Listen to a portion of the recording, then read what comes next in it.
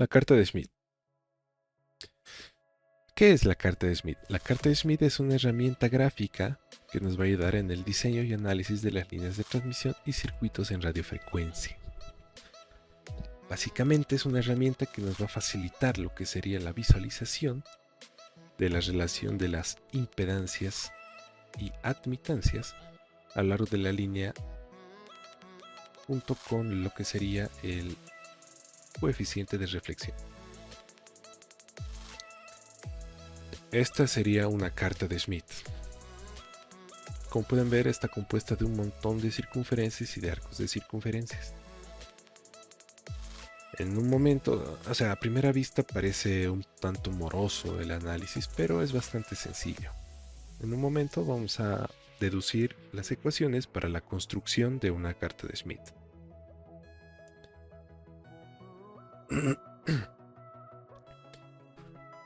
Primeramente, para lo que sería la deducción de las ecuaciones, tenemos que partir de una impedancia normalizada. Esto es muy importante y vital, ya que todo lo relacionado con la carta de Schmidt está normalizado. Z con esta formita de aquí arriba significa impedancia normalizada. La impedancia normalizada no es más que nuestra impedancia de línea dividida entre la impedancia característica de la línea. Esto a su vez va a ser igual a esta expresión de aquí, que depende del coeficiente de reflexión, que sería este de aquí. Con esta relación de aquí es que vamos a poder construir nuestra carta de Schmidt. Debido a que nuestra impedancia normalizada no es más que nuestra impedancia de línea o impedancia de carga dividido entre la impedancia característica de la línea, se puede decir que esta impedancia normalizada va a ser igual a un número complejo, con una parte real y una parte imaginaria o compleja. Y si nosotros analizamos, pues la parte real va a ser igual a la resistencia real de nuestra impedancia de línea dividido entre la impedancia característica de la línea. Y la parte imaginaria va a ser igual a la reactancia de nuestra impedancia de línea dividido entre la impedancia característica de la línea. El coeficiente de reflexión también va a ser igual a una expresión compleja y la podemos representar de esta forma, con su parte real y su parte imaginaria.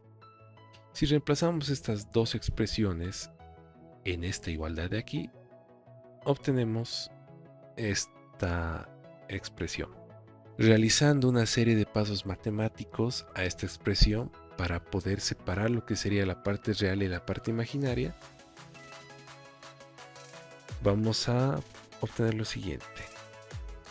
Primeramente aquí multiplicamos y dividimos por el conjugado del denominador. Así podemos sacar diferencia de cuadrados perfectos. La j se va a volver negativo, menos por menos más.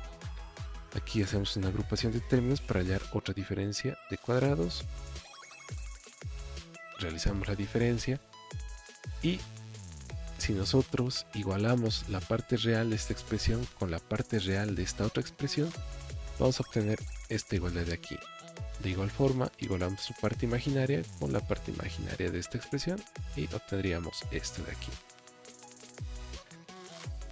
Si nosotros hacemos una serie de pasos de simplificación y multiplicación, podemos llegar a la siguiente expresión, en la cual si partimos desde la ecuación o desde la igualdad de partes reales, llegamos a esta expresión de aquí. Y si partimos de la expresión obtenida de la igualdad de las partes imaginarias, llegamos a esta otra expresión de aquí, que, si se pueden dar cuenta, expresan circunferencias. Es igual a la ecuación de la circunferencia, con la diferencia de que si vemos la expresión de arriba, derivada de las partes reales, vamos a poder ver cómo el radio y el centro de la circunferencia van a ir variando según los parámetros de R. Y si analizamos cómo va a ir desplazándose, pues el centro de la circunferencia que va a describir siempre va a estar sobre el eje real. Nunca va a estar en una componente imaginaria. Siempre va a estar en el eje real y en la parte positiva. Si realizamos un análisis de la circunferencia derivada de esta expresión, pues vamos a poder ver que el centro de la circunferencia siempre va a estar sobre el 1 real positivo y va a estar variando lo que sería la altura, si se podría decir, en el eje imaginario. Esto lo vamos a ver mejor gráficamente más adelante. Si a esta expresión de aquí le damos diferentes valores de R, vamos a obtener diferentes centros o ubicaciones del centro del círculo y diferentes radios. Y nos podemos dar cuenta que conforme el valor de R va en aumento, el radio del círculo se va haciendo más pequeño y el centro del círculo se va desplazando cada vez más hacia la derecha. Si nosotros graficamos esto, vamos a obtener esta representación de aquí, en la cual si R es igual a 0, va a ser igual a una circunferencia unitaria, pues el centro de esta circunferencia va a estar en el origen y su radio va a ser igual a 1. Conforme R vaya aumentando su valor, el radio va a ir disminuyendo y a la vez el centro de la circunferencia se va a ir desplazando hacia la derecha. Conforme R se vaya acercando a valores muy grandes, las circunferencias que se van a trazar van a ser muy pequeñitas.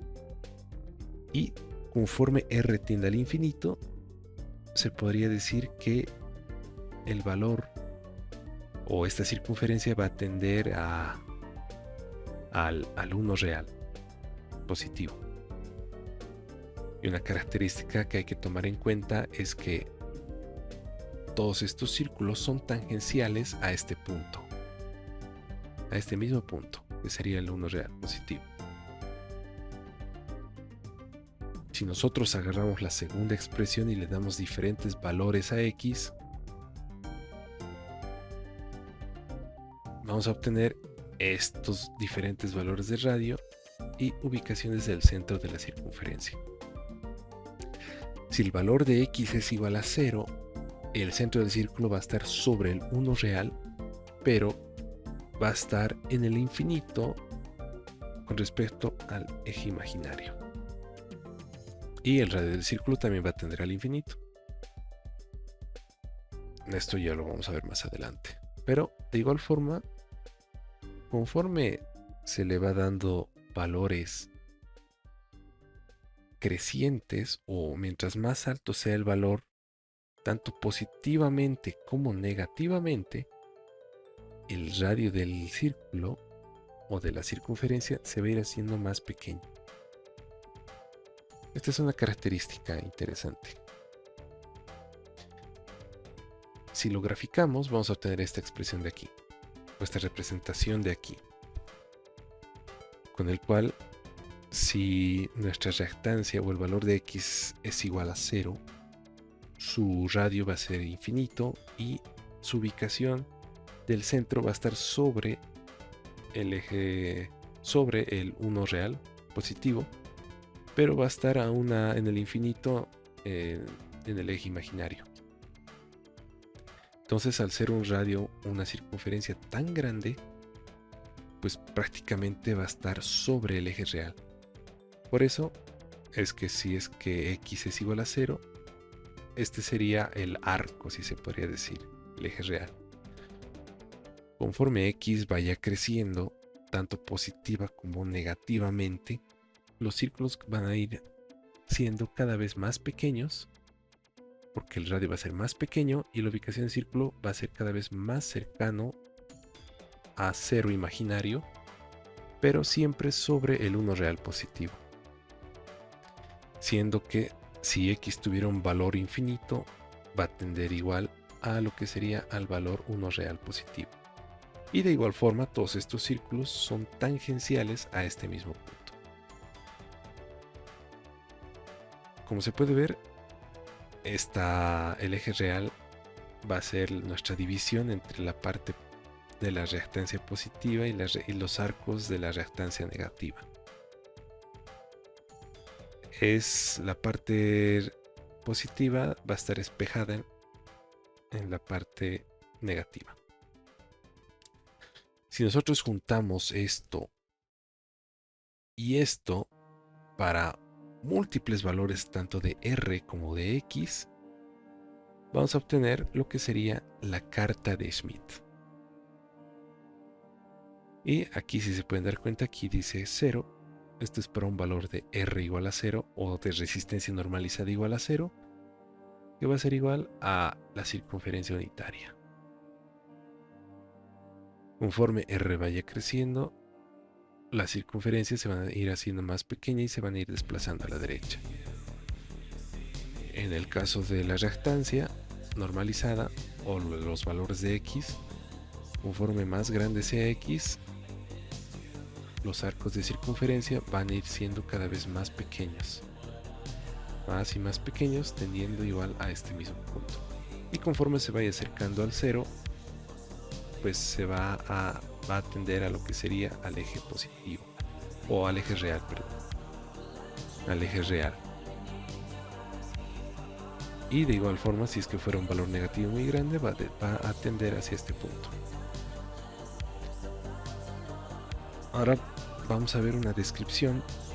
Ahora que ya conocemos o sabemos cómo se construye la carta de Schmidt, vamos a ver esta descripción concreta, que dice que la carta de Schmidt se basa en la teoría de las líneas de transmisión y utiliza las ecuaciones de telegrafista para relacionar la impedancia de una línea de transmisión con el coeficiente de reflexión. La impedancia representada por el símbolo Z es la posición al flujo de corriente de una línea de transmisión, mientras que el coeficiente de reflexión describe la cantidad de señal que se refleja en la terminación de la línea. La carta de Schmidt construye sobre un plano complejo donde la parte real de la impedancia se representa en el eje horizontal y la parte imaginaria en el eje vertical.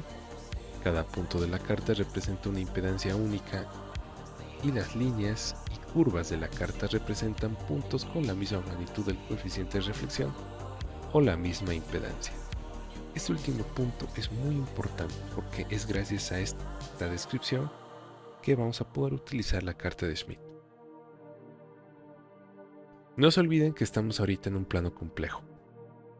Cualquier punto de este plano complejo corresponde a un coeficiente de reflexión y a una impedancia de línea normalizada. La diferencia es que, digamos, si yo agarro este punto de aquí, este punto representa un valor de coeficiente de reflexión, ya que no nos olvidemos que estamos en un plano complejo, que estaría el eje imaginario. Si nosotros a este punto sacamos sus coordenadas, tanto en el eje real como en el eje imaginario, estaríamos representando un número complejo. Este número complejo es un coeficiente de reflexión. Ahora, de igual forma, si nosotros analizamos un punto en este plano, pero en vez de un punto cualquiera, vamos a buscar lo que sería los puntos de intersección entre las circunferencias generadas por o dependientes de nuestra resistencia real, de nuestra impedancia de línea, junto con los arcos de circunferencia generadas por la reactancia de nuestra impedancia de línea o impedancia de carga. Estos puntos de intersección representan diferentes cargas de línea. Es decir, cada uno de estos puntos representa un valor diferente de carga de línea. Por ejemplo, si yo, digamos, agarro este punto de aquí, la circunferencia con una resistencia normalizada de 0.5 y esta de aquí, este otro arco de circunferencia que lo está intersectando, que depende del valor de la reactancia normalizada de 0,6. Entonces este punto de intersección entre esta circunferencia y este arco de circunferencia representa una impedancia de línea normalizada con 0,5 como parte real y 0,6 como parte imaginaria. ¿Y eso en qué nos ayuda? ¿Cómo podemos interpretar o cómo podemos usar la carta de Schmidt? Bueno, primero hay que analizar estos tres puntos especiales de impedancia. Una vez que hemos entendido que las impedancias de línea son los puntos de intersección de estas dos circunferencias, tenemos este caso especial en el cual la impedancia va a ser igual a 0, o la impedancia de línea va a ser igual a 0, ya que si la parte real es 0, la circunferencia va a ser esta de aquí, en la parte de azul más grande, y si la reactancia o el valor de x es igual a 0, pues va a ser este arco de circunferencia que está sobre el eje real. La intersección de estos dos ejes va a dar lugar a este punto de aquí. Este punto representa que la impedancia de línea es igual a 0. Eso quiere decir que nuestra impedancia de línea, al ser 0, pues nuestra línea de transmisión está en cortocircuito. Y por tanto, nuestro coeficiente de reflexión va a ser igual a -1. Porque está en el eje real, -1. Con un valor imaginario de 0. Por otro lado, si nos vamos al otro extremo, al 1 real positivo, como hemos podido ver, conforme más alto sea el valor de nuestra resistencia de carga de impedancia normalizada de línea, cuanto más alto sea R, va a tender hacia este punto, hacia el 1. Siendo que si R es infinito, va a tender a este valor. De igual forma, si nuestra reactancia tiende al infinito, también va a tener el mismo valor. Por tanto, la impedancia en este punto va a ser igual a infinito. Eso quiere decir que nuestra impedancia de línea, al ser infinito, nuestra línea de transmisión está en circuito abierto. Al estar en circuito abierto, el coeficiente de reflexión va a ser igual a 1 positivo. Pasando al tercer caso, y al ideal, o al que nosotros buscamos, es este, el punto en el origen. El punto en el origen nos quiere decir que el coeficiente de reflexión es igual a 0, que es lo que estamos buscando. Si es igual a 0, como podemos ver, por aquí está pasando esta circunferencia, que indica que nuestra resistencia normalizada es igual a 1. Si es igual a 1, quiere decir que la parte real de nuestra impedancia de línea es igual a la impedancia característica de la línea. Y como la reactancia, como no queremos que haya reactancia, la reactancia tiene que ser igual a 0. Al ser 0 va a estar sobre el eje real y va a intersectar con esta circunferencia de aquí, justo en el punto de origen, en el punto 0,0. Esperen un momento, gente, esto está un poco monótono y aburrido. Para recrear nuestra mente mejor vean este vídeo corto.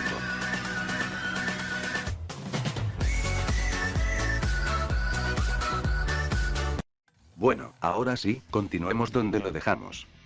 Pero antes de eso, recordemos lo que se estaba diciendo, cuando la impedancia de carga de nuestra línea es cero, es decir, nuestra línea de transmisión está en cortocircuito, nos estamos refiriendo al punto unitario real negativo y por tanto, nuestro coeficiente de reflexión es igual a -1. Por otro lado, si nuestra impedancia de carga es infinita, tanto de manera real como imaginaria, es decir, nuestra línea está en circuito abierto, nos estamos refiriendo al punto unitario real positivo y por tanto, nuestro coeficiente de reflexión es igual a 1.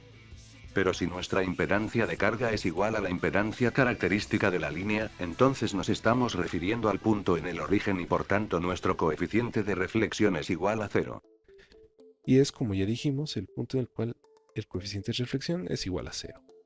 Por tanto, este es el punto ideal al que nosotros aspiramos a llegar o queremos llegar. El punto de origen. Ahora, ¿cómo es que usamos la carta de Schmidt? Ahora que ya conocemos estos 3 puntos, pues uno de los usos que tiene la carta de Schmidt es poder determinar cuánto me tengo que alejar o acercar de la carga de línea o de la impedancia de línea para obtener una impedancia igual a la impedancia de línea característica. ¿Cómo hacemos eso? Pues vamos a tomar nuestro punto anterior que tomamos de ejemplo, que es una impedancia normalizada, una parte real de 0,5 y una reactancia normalizada de 0,6. Si yo quiero que esté en el punto 00, tengo que realizar una serie de pasos. El primero va a ser determinar la distancia que hay desde este punto de impedancia normalizada hacia el origen. Esta distancia D, que le vamos a llamar, tengo que hallar. Se puede hallar perfectamente aplicando lo que sería Pitágoras. Una vez que he hallado esta distancia D, trazo una circunferencia con ese mismo radio. Con ese mismo radio y con el centro del círculo en el origen. Entonces, una vez que hemos trazado esta circunferencia, lo que vamos a hacer es que de este punto, que es nuestra impedancia, nos podemos desplazar sobre esta circunferencia hasta llegar a la circunferencia donde la parte real es igual a 1. Eso quiere decir que nuestra impedancia ya estaría con una parte real igual a la impedancia característica de la línea. Pero seguimos teniendo una parte reactiva, porque seguimos en este arco de aquí. Para bajar hacia este punto, habría que aumentar o capacitores, si es que la reactancia fuera positiva, o inductores, si es que la reactancia normalizada fuera negativa. De tal forma que nos aproximemos a lo que sería este punto de aquí. Ahora, ¿cómo sé cuánta distancia me tengo que alejar para que mi impedancia se traslade justo sobre esta circunferencia? Eso podemos determinarlo con estas otras circunferencias exteriores que están por aquí. Como se puede ver, aquí hay una circunferencia de color rojo. Esta nos dice los grados. Entonces, según los grados que yo me haya desplazado,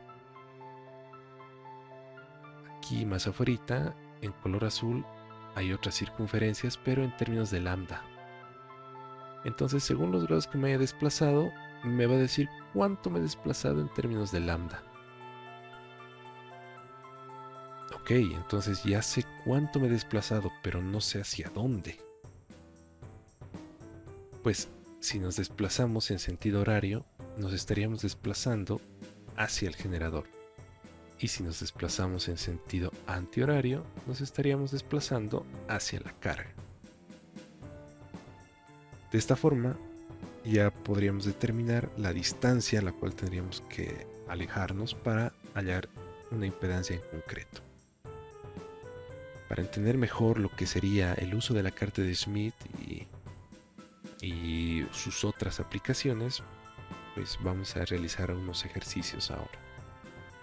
Continuando con el tema, ahora veremos la parte de ejercicios de la carta de Smith. Ejercicio 2.18. Una línea sin pérdidas con impedancia característica de 75 ohmios mide 2.2 lambda de longitudes de onda a cierta frecuencia de trabajo.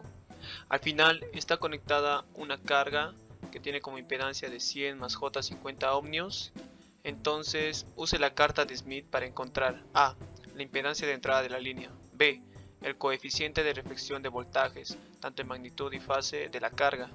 C. La impedancia vista en el centro de la línea. D. El coeficiente de reflexión de voltajes, tanto en magnitud y fase en el mismo centro de la línea. Solución. Como vemos, tenemos la siguiente línea de transmisión con una longitud que decíamos de 2.2 lambda y una impedancia característica de 75 ohmios. Y hasta al final de la línea podemos ver una carga conectada con la impedancia de 100 más J50 ohmios. Y lo que queremos hallar es la impedancia de entrada, y entonces para lograrlo vamos a tener que desplazarnos desde la carga A 2.2 lambda hacia el generador. ¿Y por qué esta longitud de línea? Porque una vez nos hayamos desplazado a la distancia, vamos a estar en el punto B, que coincide con la impedancia de entrada, y vamos a hallar también el coeficiente de relación para la carga y también el coeficiente de reflexión de este punto medio y también su impedancia. Entonces, para utilizar la carta de Smith, el primer paso obligado es normalizar las impedancias. Entonces, normalizando con la impedancia de carga sobre la impedancia de característica, tenemos la normalización que es igual a 1,33 más J 0.66. Entonces la carga queda localizada en la carta por el punto A. Lo siguiente que vamos a hacer ahora es ubicarlo dentro de la carta de Smith. Entonces, primeramente les mostraría cómo se conforma esta carta de Smith, donde podemos ver que la escala vendría, esta parte de aquí de la escala vendría a ser la parte real, y estos círculos, como vemos, que se van formando hasta que son más pequeños, conforme se va hacia la derecha, representan también la parte real. Entonces son círculos de radio constante, que en este caso necesitamos el círculo que equivale a lo anterior normalizado, es decir 1,33 más J 0,66. Entonces, ubicando el punto 1,33 que podemos ver en esta parte, haré un poco de zoom, perdón, ahora sí, podemos apreciar que aquí en 1,2, entre 1,4, en esta parte podemos encontrar el 1,3, pero como es un poco 1,33 nos dice un poquito más, nos acercamos a este punto. Y ahora los círculos que vienen desde el origen del infinito y que salen hacia arriba son los círculos de la parte reactiva de las impedancias. Es decir, que esta parte de arriba representan las influencias inductivas, es decir, que también tienen un signo positivo, y las partes de aquí abajo son las impedancias negativas. Como lo que tenemos es un signo más, entonces sabemos que debe ser una de las que está a mitad hacia arriba, es decir, de 0,66, que podemos encontrarlo aquí. Y ahora el 0,66 lo encontramos entre el punto 0,6 y entre 0,8. Entonces, ahora entre este punto 1,33 y ya localizado el 0,66, tenemos que buscar el punto en el cual estos chocan. Y perdón, lo voy a hacer un poco. Una vez localizado ese punto, el punto en sí sería esta parte de aquí. Y ahora lo que debemos hacer es trazar un círculo cuyo radio sea precisamente la distancia que hay desde el origen de la carta hacia el punto que trazamos, el cual sería el siguiente. Y ahora vamos a trazar una línea la cual nos va a servir para poder desplazarnos 2.2 lambda, y para eso usamos los ejes que están en esta parte, como pueden ver, las cuales representan al lambda y también pueden representar los grados.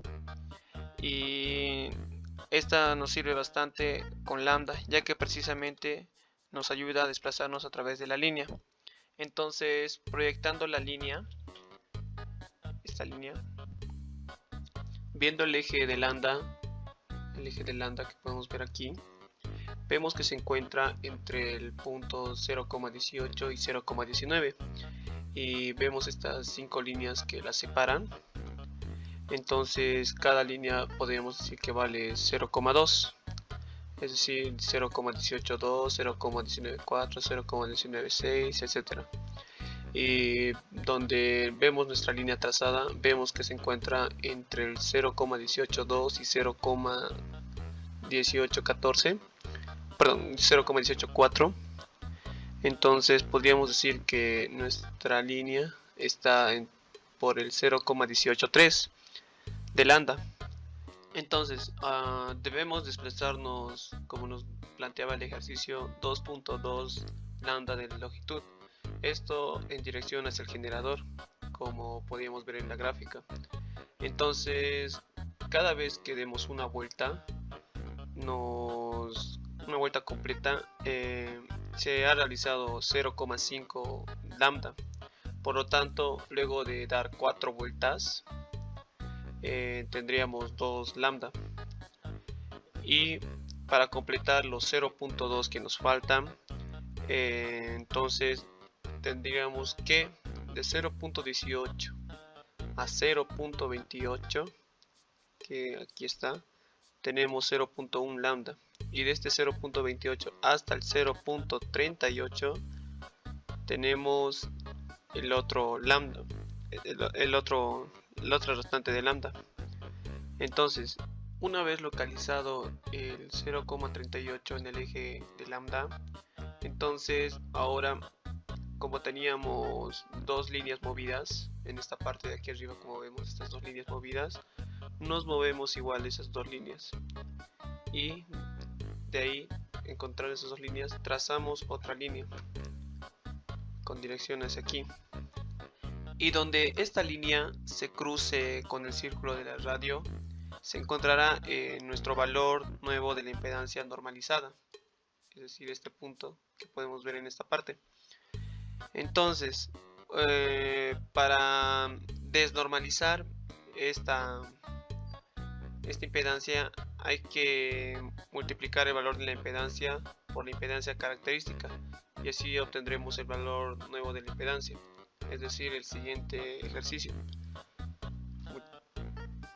Aquí vemos los valores de la impedancia nueva, y esta lo multiplicamos por la impedancia característica, que es 75, y como venía diciendo, aquí vemos el resultado, que sería de 58.9 menos J39 ohmios. Ahora, para hallar el coeficiente de reflexión de los voltajes en la carga del punto B, lo que tenemos que hacer es directamente que en nuestro punto A, en este punto que teníamos aquí, nos representa precisamente la carga, y para estimar su magnitud tomamos en cuenta la regla de 3, como podemos ver en esta parte, y siguiendo la siguiente operación tenemos este resultado de 0.31, en donde el ángulo del coeficiente OC se lee sobre la línea en la escala circular correspondiente donde está. Y como verificación y por simplemente curiosidad, revisamos este resultado con esta ecuación y vemos que es similar, pero con un pequeño margen de error. Y ahora, para leer la carta de la impedancia vista en el centro de la línea, lo que tenemos que hacer es partir desde el punto B que tenemos aquí y avanzar 1.1 hacia la carga, es decir, vamos a avanzar en sentido contrario a las manecillas del reloj, o bien podemos también iniciar desde el punto A que tenemos aquí y desplazarnos 1.1 hacia el generador. Entonces el resultado obtenido sería el mismo.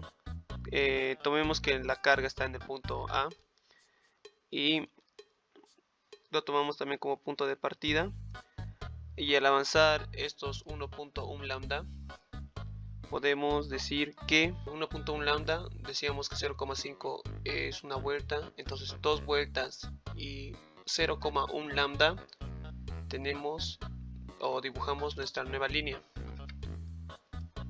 y donde esta línea se cruce con el radio y donde esta línea se cruce con este radio tenemos nuestro nuevo punto del centro, donde nuestro punto se encuentra en las siguientes coordenadas, es decir, de 1,68 menos J045, y otra vez desnormalizando y multiplicando por 75 tenemos que es 126 menos J33,7 ohmios. Y ahora para el último coeficiente de reflexión de voltajes en el centro de la línea, la podemos leer directamente en este punto, que sería nuestro punto D, y por facilidad de lecturas por la escala de grados podemos decir que nuestro punto de centro de la línea va a ser igual a 0,31 con un gradiente de menos 24 grados. ¿Por qué? Porque como podemos apreciar en esta parte, vemos que está en signo negativo con menos 20. Aquí en esta línea suponemos que es menos 22, y la que está pasando encima de esta donde ya no se puede apreciar la línea es nuestro menos 24, y así de forma fácil podemos ya suponer sus grados. Ahora, pasando con el siguiente ejercicio, nos indica que empleando la carta de Smith encuentra la longitud mínima en metros que debe tener una línea terminada en circuito abierto para que a la entrada presente una impedancia de J30 ohmios si su impedancia característica es de 100 ohmios.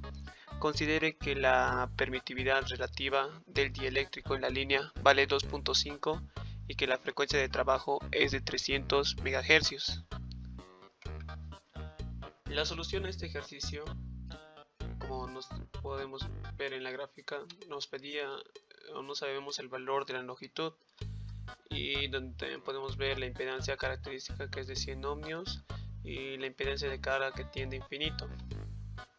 Entonces, como R y X de la carga tienden a infinito, donde en este punto, donde nos identifica que es también un circuito abierto, la magnitud del coeficiente de reflexión va a valer 1, de modo que el círculo del coeficiente de reflexión coincide con el círculo de R igual a 0, y esto al girar en el sentido de las manecillas del reloj, es decir, desplazando desde la carga hacia el generador, lo necesario, podemos encontrar que el valor de J30 va a estar dividido entre 100, y esto nos va a dar un valor de J03, todo esto normalizándolo. Entonces podemos determinar fácilmente que la longitud va a valer 0.297 lambda, y como el valor de la permitividad eléctrica del medio es 2.5, será uso de la siguiente ecuación para el cálculo de lambda, esta ecuación, donde el lambda sub 0 es el lambda en el punto donde la operación de la frecuencia, y la permitividad relativa es la permitividad eléctrica del medio, por lo que lambda tiene un valor de, reemplazando los valores, tendríamos un valor de 0,6325 metros, y por lo tanto la longitud que estábamos buscando, multiplicando por el valor de la longitud que hemos hallado en esta parte y el valor último hallado de lambda, tenemos como una longitud perdida de 18,8 centímetros. Ahora, El ejercicio 2.20. Una línea sin pérdidas con impedancia característica de 50 ohmios termina en cortocircuito. La línea mide 1,8 lambda a cierta frecuencia de trabajo. Use la carta de Smith y encuentre A. La impedancia de entrada, B. La posición del primer máximo de voltaje más cercano al generador y C. El VSWR de la línea. La solución a este ejercicio es la siguiente. Como nos dice que la carga está en cortocircuito, esto nos quiere decir ya que R y X van a valer 0 o también tienden a 0. Entonces fácilmente podemos dibujar nuestra línea que va con dirección hacia 0. Entonces su magnitud del coeficiente de reflexión es como es 1 y el círculo coincide con que es R igual a 0, entonces fácilmente podemos llegar a la entrada de la línea y para esto hay que desplazarnos 1,8 lambda en dirección al generador, es decir, damos 2 vueltas y 0,8 en lambda de vueltas, y que coincidiendo con estas vueltas podemos obtener el valor inicial de la impedancia, que es la siguiente. Entonces aquí podemos, como ya este punto es el cruce, el último cruce antes de salir externamente de la gráfica, obtenemos el valor que es igual a menos J 3,1 y desnormalizándolo, multiplicando por 50, tenemos que nuestro valor va a ser de menos J 155 ohmios. Ahora, para el inciso B de esta figura inicial, como podemos ver aquí, rápidamente podría decirse que el máximo de voltaje más cercano al generador está a una distancia de 0,05. Como podemos ver en esta parte de la gráfica que nos indica, y haciendo una simple resta nos da esta medida desde el principio de la línea hacia la carga, y la impedancia vista en puntos de voltajes máximos y mínimos siempre es resistiva e igual. Por lo tanto, el máximo de voltaje buscado estará sobre el eje real, sobre este eje real del plano complejo U-JB, es decir, sobre la línea horizontal central de la carta. Y por lo tanto, si la impedancia normalizada debe ser real y mayor que 1, se localiza en el punto P, donde R va a tender a infinito. Y la distancia entre la entrada de la línea punto Z inicial y su primer máximo de voltaje más cercano es entonces 0,5 lambda, y este se determina girando hacia la carga. Y fácilmente también ubicando el VSWR en el círculo correspondiente a R para esa impedancia sobre el eje real, podemos decir que el VSWR se ubica en el punto P y tiende a infinito, como de acuerdo a la teoría que podíamos ver en esta tablita, donde nos indica que esto en un cortocircuito siempre el VSWR va a tender a infinito o va a valer infinito. Eso sería todo. Gracias.